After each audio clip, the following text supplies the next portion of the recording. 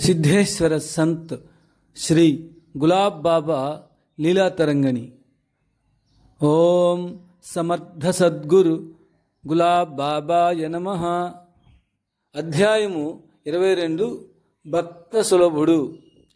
ఓం విఘ్నరాజాయ నమః. ఓం సరస్వత్యై నమః. ఓం గురుభ్యో నమః. ఓం కులదేవతాయై నమః. ఓం సద్గురు గులాబ్ బాబాయ నమః. మన భాగ్యవశాన పరమాత్మ రూపధారుడైన శ్రీ గులాబ్ బాబా మన మధ్యనే ఈనాడు సంచరిస్తున్నారు. శ్రీ బాబా సర్వాత్మకుడు, సర్వవ్యాపి, సర్వాంతర్యామి. జ్ఞానులకు, యోగులకు, మహాతపస్సులకు లభ్యమయ్యే సిద్ధులన్నీ బాబాలో సహజంగానే ఉన్నవి. సిద్ధులు పుట్టుకతోనే సిద్ధించవచ్చునంటాడు పతంజలి మహర్షి. మూకతి కరోతి వాచాలం లోకోత్తరాణం చేతాంసి కోతు విజ్ఞాతుమర్హసి. లోకోత్తరమైన మహాత్ముల మనస్సు తెలుసుకోవడం ఎవరితరం? కన్ను మూసి కన్ను తెరిచేతంతటి సమయంలోనే వేల కొలది మైళ్ళు తన భక్తుల రూపాలలో వెళ్ళి వారి పనులు నిర్వహించడం అనేక మంది మహాత్ముల జీవిత చరిత్రలో జరిగినట్లు ఆధారాలున్నాయి. అంతేకాదు, మహాత్ములు ప్రదర్శించిన అపురూపమైన ఈ లీలలను శ్రీ పరమహంస యోగానంద గారు సేకరించి ఒక యోగి ఆత్మకథ అనే గ్రంథంలో ప్రచురించారు. ఇటువంటి లీలలనే ఇజ్రాయెల్, అరబ్బు దేశవాసులైన పాశ్చాత్య మహాత్ములు కూడా ప్రదర్శించి ఉన్నారు. బాబా భక్తుల ఇండ్లకు ఏతించుట. బాబా తమ భక్తుల ఇండ్లకు మారు రూపాలతో వచ్చి భోజనం చేసి వెళ్ళుట పరిపాటి. అయితే ఇలాంటి విషయాలు భక్తులకు తెలియకుండానే జరుగుతూ ఉంటాయి. బాబా అప్పుడప్పుడు భక్తులతో ఇలా అంటుంటారు: నేను ఫలానా రోజున మీ ఇంటికి వచ్చి భోజనం చేశాను కదా, ఆ రోజున ఫలానా కూరలు వేసి నాకు వడ్డన చేశావు కదా అని. ఇది విన్న భక్తులు అవాక్కైపోతారు. శ్రీ బడ్కస్ అనుభవం, నాగపూర్. నేను పూజ్యశ్రీ గులాబ్ బాబా లీలలు వందల సంఖ్యలో చూచే భాగ్యం కలిగింది. అటువంటి అవతారమూర్తితో కలిగిన పరిచయం నా పూర్వజన్మ సుకృతమని చెప్పుకోవలసి వస్తుంది. మా చెల్లెలు అనుభవం ఇలా ఉంది. బోరి అరబ్ యవత్మాల్లో మా పిన్ని కూతురు ఉంది. భార్యాభర్తలిద్దరూ తీర్థయాత్రలకు బయలుదేరే ముందుగా బాబాను నాగపూర్లో దర్శించి ఆశీస్సులు పొందారు. దంపతులిద్దరూ ఆగ్రా, ఢిల్లీ, ఋషికేశ్, హరిద్వార్, బృందావనము, బదూన్ మొదలగు ప్రదేశాలను దర్శించి మధురకు వచ్చారు. అక్కడకు వారు వెళ్ళేసరికి ఆలయ ద్వారం మూసి ఉంది. కృష్ణుని దర్శనం కాలేదని భార్యాభర్తలిద్దరూ బాధపడ్డారు. ఆలయ సమీపాన ఒక చెట్టు ఉంది. ఆ చెట్టు వద్ద ఎవరో మురళి వాయిస్తున్నారు. అక్కడ జనమంతా చుట్టూ మూగి ఉన్నారు. భార్యాభర్తలిద్దరూ మురళీనాదానికి పరవశులై అక్కడికి వెళ్ళారు. మురళి వాయిస్తున్న బాబాను చూశారు. తలవని తలంపుగా బాబాను దర్శించినందులకు చెప్పలేని ఆనందం వారికి కలిగింది. బాబాకు ప్రణామాలు చేశారు. వారిద్దరూ యాత్రలు పూర్తి చేసుకుని నాగపూర్ వచ్చారు. మధురలో బాబాను దర్శించిన విషయాన్ని నాతో చెప్పారు. నాకు ఆశ్చర్యం వేసి వారితో ఇలా అన్నాను: మేమంతా బాబాతో గుంధంలో ఉండగా బాబా మధుర రావడానికి వీలు లేదని చెప్పాను. నిజానిజాలు తెలుసుకోవాలని వారిద్దరితో బయలుదేరి వెళ్ళి బాబాను నాగపూర్లో దర్శించాను. ఈ విషయాన్ని బాబాను అడగ్గా వారు చిరుమందహాసం చేశారు. మధురలో కృష్ణుని దర్శనం కాకపోయినా వారి నిస్పృహను తొలగించేటందుకు గోపాలకృష్ణ గులాబ్ బాబా మురళీ వాయిస్తున్నట్లు ఆ చెట్టు కింద ప్రకటితమయ్యారు. మరొక సంఘటన, శ్రీ బూరే జైపాల్ నయ్యర్ కుమారి సుశీలా దేవులాకర్ గార్ల అనుభవం. బాబా భక్తులైన బూరే, జైపాల్ నయ్యర్ కుమారి సుశీలా దేవులాకర్ మొదలగు వారు భూసావల్ నుండి కారులో కాటేలుకు బయలుదేరారు. తెల్హరా గ్రామం వచ్చేసరికి అర్ధరాత్రి అయింది. అర్ధరాత్రి కావడం చేత దారి తప్పి వేరొక మార్గం పోసాగారు. వారు ఎటు వెళుతున్నారో వారికి ఏమాత్రమూ అర్థం కాలేదు. సుశీలా దేవులాకర్ మార్గం తప్పామని చెప్పినా ఆమె మాటలు వారు లక్ష్య పెట్టలేదు. అలా ప్రయాణం చేస్తుండగా మరొక కారు శరవేగంతో దూసుకుని వచ్చి వారి కారు ముందు ఆగింది. కారు నడుపుతున్న వ్యక్తి వారితో ఇలా అన్నారు, మీరు మార్గం తప్పి పంచంగాం వైపు వెళుతున్నారు. అది దొంగల ప్రాంతమని మీకు తెలియదా? మరణించేందుకు వెళుతున్నారా అని అపరిచిత వ్యక్తి కాటేలుకు వెళ్లే మార్గం చూపి వెళ్ళిపోయారు. ఆ రాత్రి కాటేలుకు చేరారు. ఉదయాన్నే బాబాను దర్శించారు. రాత్రి భగవానుడు మిమ్మల్ని రక్షించాడు కదా అని బాబా వారితో అన్నారు. ఎవరిని రక్షించినా ఆ రక్షించిన ఘనత భగవంతునిదే అంటారు శ్రీ బాబా, కానీ తనపై పెట్టుకోరు. శ్రీ ముంద్రా బూరే గార్ల అనుభవం. ముంద్రా బూరే కొందరు భక్తులు షేగావ్ నుండి కాటేలుకు కాలినడకన బయలుదేరారు. ఆ రోజుల్లో కాటేలుకు బస్సులుండేవి కావు. కాటేలుకు పోవాలంటే ప్రైవేట్ ట్యాక్సీ మాట్లాడుకొని బయలుదేరాలి. అందరూ కాలినడకన 5 లేక 6 మైళ్ళు ప్రయాణం చేశాక ఎదురుగా ఒక కారు వచ్చి ఆగింది. అతను కారు ఆపి, మీరంతా కాటేలుకు పోతున్నారు కదా, నా కారులో రండి, కాటేల్లో దిగబెడతానని చెప్పాడు. వీరెవరో ఆపద్బాంధవుడులాగా సమయానికి వచ్చారని అందరూ సంతోషపడ్డారు. ఆ యువకుడు వారందరినీ కారులో ఎక్కించుకొని కాటేలు ఆశ్రమం బయట దిగబెట్టాడు.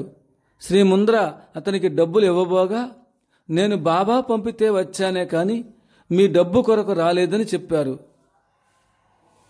అందరూ బాబాను దర్శించారు. మీ కారు ప్రయాణము బాగా జరిగింది కదా అని బాబా అన్నారు. మేము ఆశ్రమంలో విచారించగా బాబా కారేమీ పంపించలేదని తెలిసింది. ఇది బాబా ప్రదర్శించిన అద్భుతము అని వారికి అవగాహన అయింది. కీర్తిశేషులు నాజ్బిల్లి వీరు నాగపూర్ హైకోర్టులో అడ్వకేటుగా పనిచేసి మంచి పేరు ప్రఖ్యాతులు సంపాదించారు. వీరి అమ్మమ్మ తల్లి శ్రీ బూటీ కుమార్తె.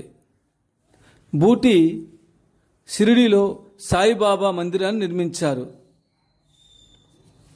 వీరి పూర్వీకులంతా మహాత్ములను సేవించి తరించారు. నాజ్బిల్లి శ్రీ గులాబ్ బాబా భక్తుడు. అతని భార్య పేరు కమలాదేవి.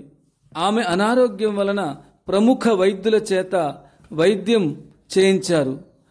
ఆమె వ్యాధి డాక్టర్లకు గాని ఎక్స్రేలకు గాని అంతుబట్టలేదు. కాటేలులో గల అమృత కుండ జలాన్ని సేవిస్తే తన భార్య వ్యాధి తప్పక నయమవుతుందనే సంపూర్ణ విశ్వాసం ఉంది. ఓ శుభప్రదమైన రోజున వారిద్దరూ నాగ్పూర్ నుండి బయలుదేరి షేగాం చేరారు. షేగాంలో వీరికి బాబా దర్శనమైంది. ఎక్కడికి బయలుదేరారని బాబా నాజ్బిల్లిని ప్రశ్నించారు. నా భార్య ఆరోగ్యము బాగాలేదని కారణాన కాటేలు వెళుతున్నామని బాబాతో చెప్పారు. ఆమెను ఆశీర్వదిస్తూ త్వరలో సంపూర్ణ ఆరోగ్యం చేకూరుతుందని బాబా చెప్పారు. నాజ్బిల్లి బాబాను కాటేలుకు రమ్మని కోరారు. భక్తులంతా బాబా జైపూర్ యాత్ర పోతున్నారని చెప్పారు. భక్తుని ఆవేదన గమనించిన బాబా, నేను కాటేలులో లేదని బాధపడతావెందుకు అని అన్నారు. బాబా ఆశీస్సులు పొంది కాటేలులో ఉంటూ అమృత కుండ జలాన్ని ఆయన భార్య సేవించింది. ఆమె క్రమేణా ఆరోగ్యవంతురాలైంది. ఒకనాటి ఉదయం 5 గంటలకు ఎవరో తట్టి లేపినట్లుగా నాజ్బిల్లికి అనుభవమైంది. ఆయన లేచి అటూ ఇటూ పచారులు చేశారు. కుటీరం బయట నన్ను బాబా నాజ్బిల్లి నాజ్బిల్లి అని 2 సార్లు పిలిచారు. జైపూర్ యాత్రకు పోయిన బాబా అక్కడ ప్రత్యక్షం కాగానే నాజ్బిల్లికి ఆశ్చర్యం కలిగింది. ముందుకు పోవడానికి కాళ్ళు చేతులు వణకసాగాయి. శరీరమంతా ముచ్చెమటలు పట్టాయి. భయకంపితుడైన నాజ్బిల్లి బాబాను సమీపించలేకపోయాడు. ఈ విషయాన్ని నాజ్బిల్లి తన భార్యతో చెప్పాడు. కానీ ఆమె భర్త మాటలు నమ్మలేకపోయింది. కాటేల్ నుండి భార్యాభర్తలు నాగపూర్కు వచ్చారు. ఒకనాడు వారిద్దరూ నాగపూర్లో బాబాను దర్శించారు. నీ ఆరోగ్యం బాగున్నదా అని బాబా ఆమెను అడిగారు. బాగున్నదని తల ఊపింది. కాటేల్లో నన్ను చూచి భయపడ్డావా అని నాజ్బిల్లిని అడిగారు బాబా. భార్యాభర్తలిద్దరూ ఒకరి ముఖం ఒకరు చూసుకుంటూ నివ్వెరపడ్డారు. సద్గురు అవతారం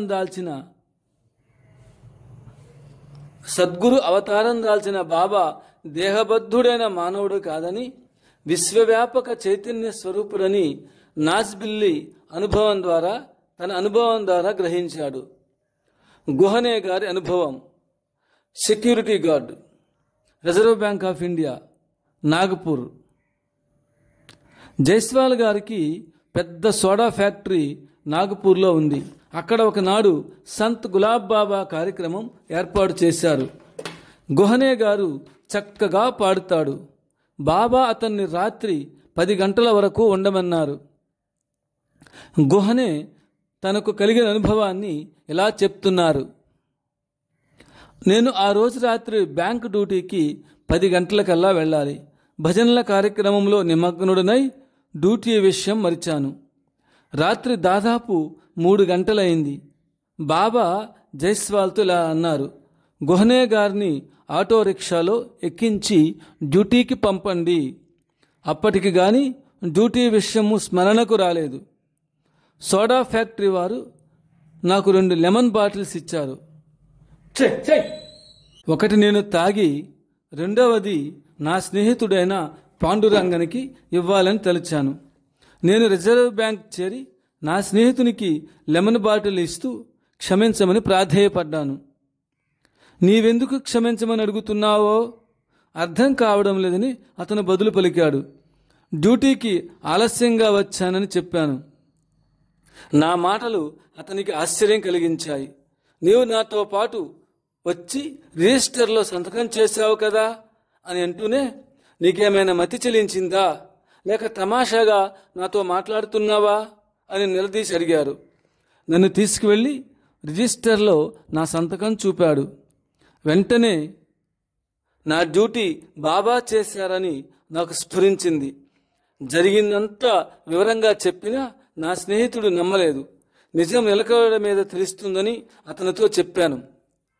ఒకరోజు మేమిద్దరము బాబాను దర్శించి జరిగిన విషయమంతా వివరించి చెప్తుండగా బాబా కిలకిలా నవ్వడం ప్రారంభించారు. పోలీస్ కానిస్టేబుల్ దాదారావు గారు బాబా యొక్క ఉత్తమ భక్తుడు, నిజాయితీ పరుడు.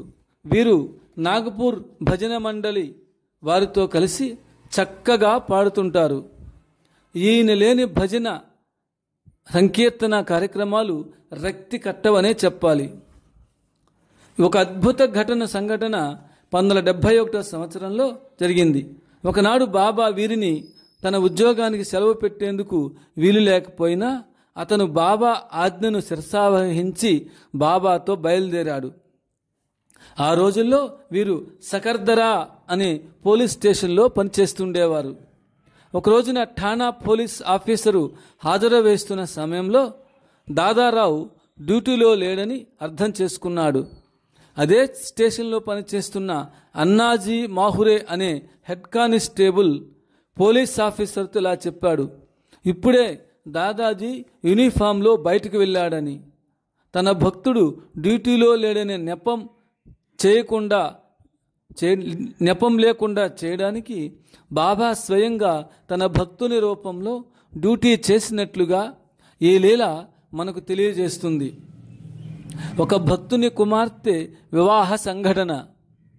ఒక భక్తుడు తన కుమార్తె వివాహము నిశ్చయమైన తర్వాత బాబాకు శుభలేఖ ఇచ్చి కుమార్తె వివాహానికి విచ్చేసి ఆశీస్సులు అందించమని ప్రార్థించాడు. అందుకు బాబా అంగీకరిస్తూ అతన్ని తన వెంట పండరీ యాత్రకు రమ్మన్నాడు. కుమార్తె పెళ్లి దగ్గర పడింది. బాబా మాటకు ఎదురు చెప్పే ధైర్యం చాలక బాబా వెంట బయలుదేరాడు. బాబా వెంట వెళ్ళినా అతని మనస్సంతా కుమార్తె వివాహం మీదే ఉంది. పెళ్లి అయిన 2 రోజుల తర్వాత అతని ఇంటికి వెళ్ళమని బాబా చెప్పారు. చేసేది ఏమీ లేక దిగులు ముఖంతో ఇంటికి బయలుదేరాడు. ఇంటికి వెళ్ళగానే భార్యతో, అమ్మాయి పెళ్లి బాగా జరిగిందా అని ప్రశ్నించాడు. అతని భార్యకు ఎక్కడ లేని కోపము, నవ్వు పుట్టుకొచ్చాయి. అప్పుడు ఆమె తన భర్తతో, మీకేమైనా మనశ్చాంచల్యం కలిగిందా?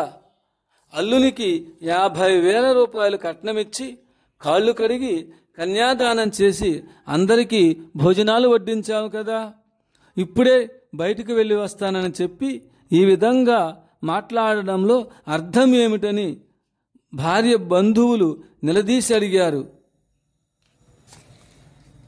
అతను లబో దిబో అని మొత్తుకుంటూ ఏడుస్తూ, నేను ఇక్కడ అస్సలు లేను, బాబా వెంట పండరీపురం వెళ్ళాను అని ఎంత చెప్పినా వారు వినిపించుకోలేదు, నమ్మలేదు. ఆ తర్వాత వారందరినీ శాంతపరిచి జరిగిన విషయమంతా వివరించి చెప్పాడు. అప్పటికి వారు అతను చెప్పిన విషయాన్ని నమ్మగలిగారు. బాబా దివ్యత్వానికి ఆశ్చర్యపడ్డారు. బాబా తనను నమ్మిన భక్తుల విశ్వాసాలను మరింత పటిష్టం చేసేందుకు ఎంత పనైనా చేస్తారు. భార్యతో బయటకు వెళ్ళి వస్తానని చెప్పింది భక్తుని రూపంలో ఉన్న బాబా. భక్తుని రూపంలో ఉన్న బాబా తన భక్తుడు ఇంటికి వచ్చే సమయానికి బయటకు వెళ్ళడం జరిగింది. ఆయన ఒక చోట భౌతికంగా ఉంటూనే అన్ని చోట్ల అదృశ్య రూపులై వ్యవహరిస్తూ ఉంటారు.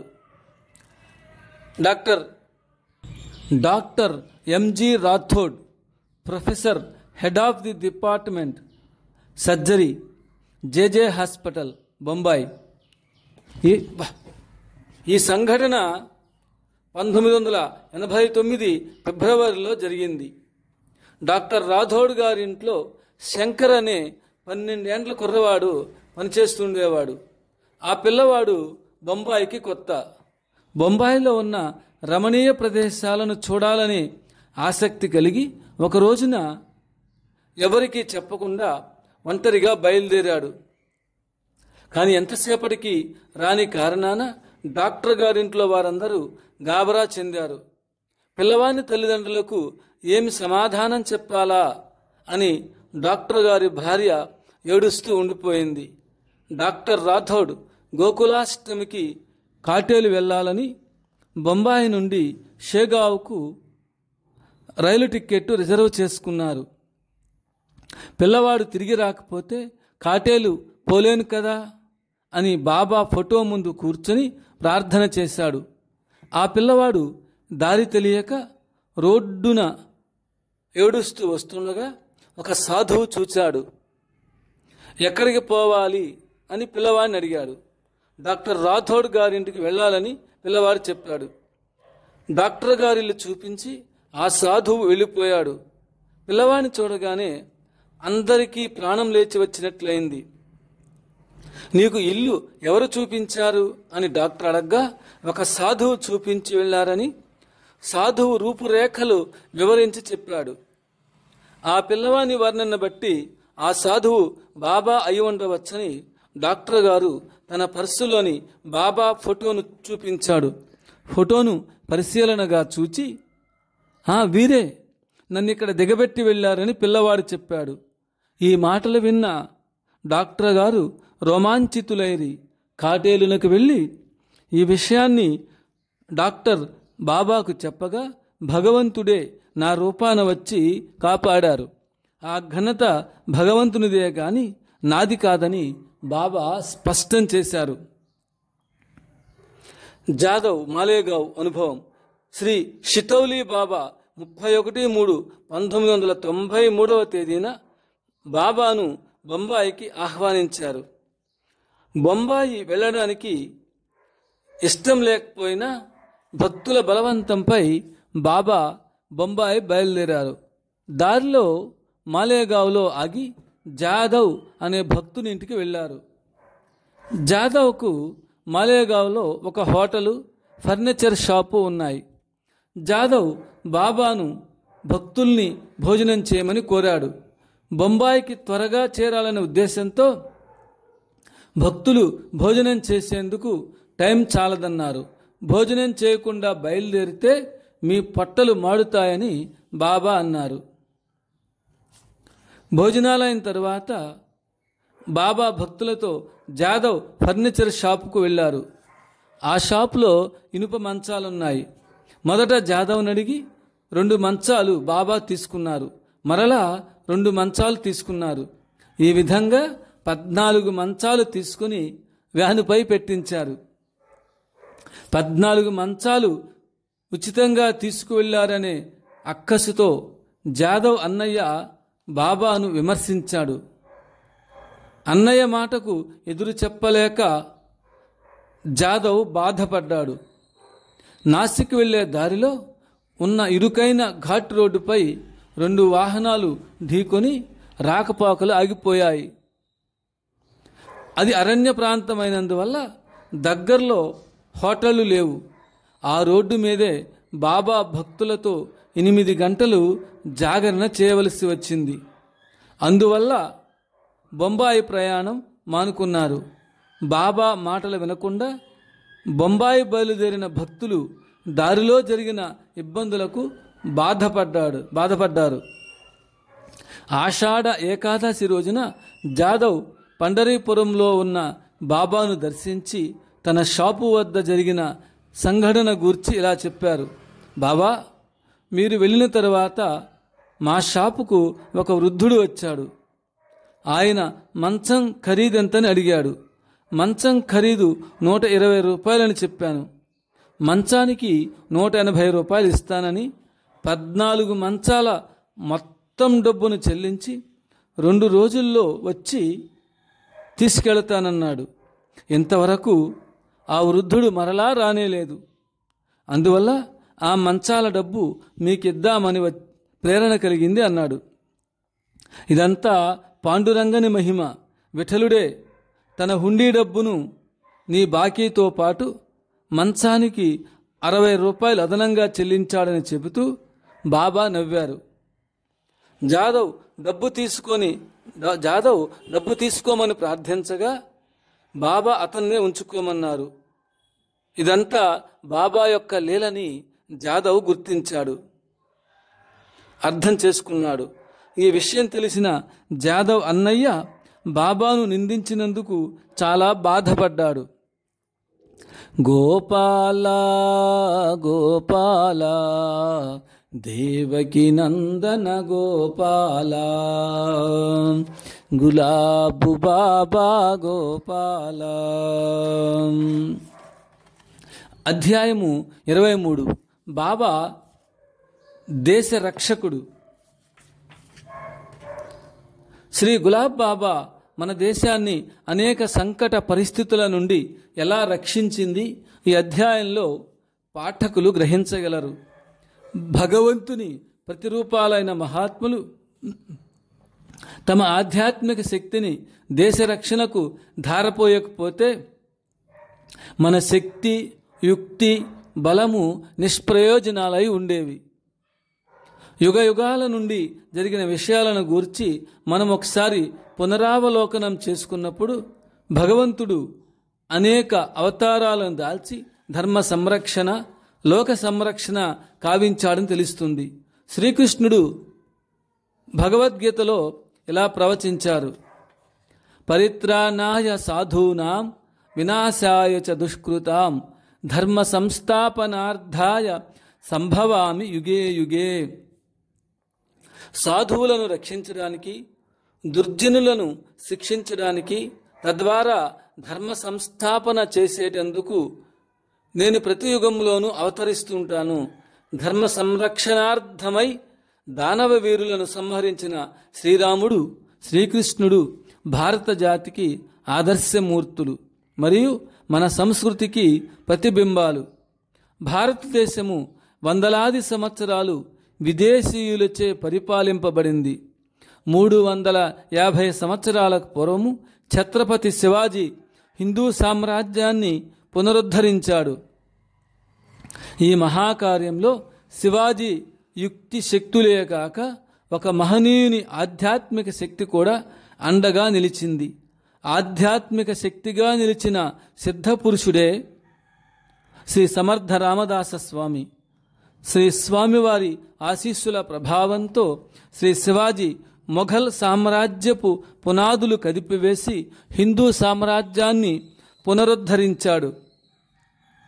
అంతేగాక శివాజీ భక్తి శ్రద్ధలకు తులజాపూర్ భవానీ ప్రత్యక్షమై శివాజీకి ఖడ్గాన్నిచ్చి ఆశీర్వదించి ఆయన విజయాలకు కారణభూతురాలైంది. ఇంతకన్నా మనకేమి నిదర్శనం కావాలి? హిందూ సామ్రాజ్యాన్ని ప్రతిష్టాపన చేసిన కారణాన ఛత్రపతి శివాజీ మన దేశ చరిత్ర పుటలలో చిరస్థాయిగా నిలిచాడు. మహారాష్ట్రులు వీరిని పరమ అపర శివ అవతారంగా భావిస్తూ ప్రతి ఏటా పండుగలు జరుపుకుంటారు. దక్షిణ భారతదేశాన్ని బహమనీ సుల్తానుల దురాక్రమణ నుండి రక్షించేందుకు మునిపుంగవులైన విద్యారణ్య స్వామి ప్రోత్సాహంతోనూ ప్రేరణా బలంతోనూ హరిహర రాయలు, బుక్కరాయలు విజయనగర సామ్రాజ్యాన్ని స్థాపించారు. బ్రిటిష్ వారి పరిపాలనా కాలంలో కూడా శ్రీ సాయినాథుడు, శ్రీ అక్కలకోట స్వామి తమ ఆధ్యాత్మిక శక్తిని మన నాయకులకు ప్రసాదించారు. వారి ప్రేరణ, ఆశీస్సుల బలం చేత మనం మన దేశానికి స్వాతంత్ర్యం తెచ్చుకోగలిగాం. ఉదాహరణగా చెప్పాలంటే షిరిడీ సాయిబాబా సమకాలీకుడైన శ్రీ గజానన్ మహారాజ్ అను సిద్ధపురుషుని వద్దకు దేశ స్వాతంత్ర సిద్ధికై శ్రీ తిలక్ మహాశయుడు స్వయంగా వచ్చి ఆశీస్సులు పొందాడు. దీన్ని బట్టి చూస్తే సృష్టి ఆది నుండి ఏదో ఒక మహత్తర శక్తి మహనీయుల రూపాలలో పనిచేస్తూ ఈ భారతావనిని అన్ని కాలాల్లో కాపాడుతూ వచ్చిందని తెలుస్తుంది. 1962 సంవత్సరంలో చైనా భారతదేశంపై దురాక్రమణ చేసింది. 1965, 66 సంవత్సరాల్లో పాకిస్తాను మన దేశంపై దాడి చేసింది. ఆ రోజుల్లో శ్రీ గులాబ్ బాబా హిమాలయ పర్వతాల్లో సంచరిస్తూ సైనికులకు ధైర్యోత్సాహాలు కలగజేస్తూ వారికి తమ ఆధ్యాత్మిక శక్తిని ప్రసాదించి విజయం కలిగేటట్లుగా చేశారు. ధర్మాన్ని ఆశ్రయించిన పాండవులకు శ్రీకృష్ణ భగవానుడు ఆయుధం పట్టకుండా వారికి అండదండగా నిలిచి తన అపారమైన దివ్యశక్తులను ప్రసాదించి వారికి విజయం కలిగేటట్లు చేశాడు. 1971 సంవత్సరంలో పాకిస్తాన్ మరల మన దేశంపై దండయాత్ర చేయగా బాబా అన్ని సైనిక స్థావరాలలో కందకాలలో తిరుగుతూ సైనికులకు ధైర్యోత్సాహాలు కలుగచేశారు. పాకిస్తాన్ సోమనాథ దేవాలయాన్ని నామరూపాలు లేకుండా చేయడానికి 150 శక్తివంతమైన బాంబులను ప్రయోగించింది. అప్పుడు బాబా మందిర పరిసర ప్రాంతాలలోనే ఉంటూ వాటిని పనిచేయకుండా చేశారు. బిఎస్ ఫడ్నవిస్ జెండా చౌక్, ధర్మపేట, నాగ్పూర్ బాబా దేశ రక్షణ విషయంలో చేయూతనిచ్చిన విషయాన్ని ఆయన ఇలా తెలియచేస్తున్నారు. నేను 1962 సంవత్సరంలో నాగ్పూర్ మున్సిపల్ కార్పొరేషన్ మేయర్ గారి వద్ద కార్యదర్శిగా పనిచేస్తూ ఉండేవాణ్ణి. అప్పటి మేయర్ నాగపూర్ పౌరులను ఉద్దేశించి ఉపన్యసిస్తూ దేశ రక్షణకు ధన కనకాది వస్తువులు సహాయంగా అందించాలని విజ్ఞప్తి చేశారు. ఆ సమయంలో సంత్ గులాబ్ బాబా, సంత్ పుండలీక్ మహారాజ్ సాటి భక్తులందరూ కలిసి దేశ రక్షణకు కావలసిన నిధులను వసూలు చేసి ఆ మొత్తాన్ని నాగపూర్ మేయర్ గారికి సమర్పించారు. నేను ఆ మొత్తాన్ని స్వీకరించి రసీదు ఇచ్చాను. నా క్యాష్ బ్యాగ్లో ఉన్న శ్రీ గజానన్ మహారాజ్ ఫోటోను శ్రీ పుండలేక్ మహారాజ్ చూచి ఇలా అన్నారు: శ్రీ గులాబ్ బాబా గజానన్ మహారాజ్ కోవకు చెందినవారు.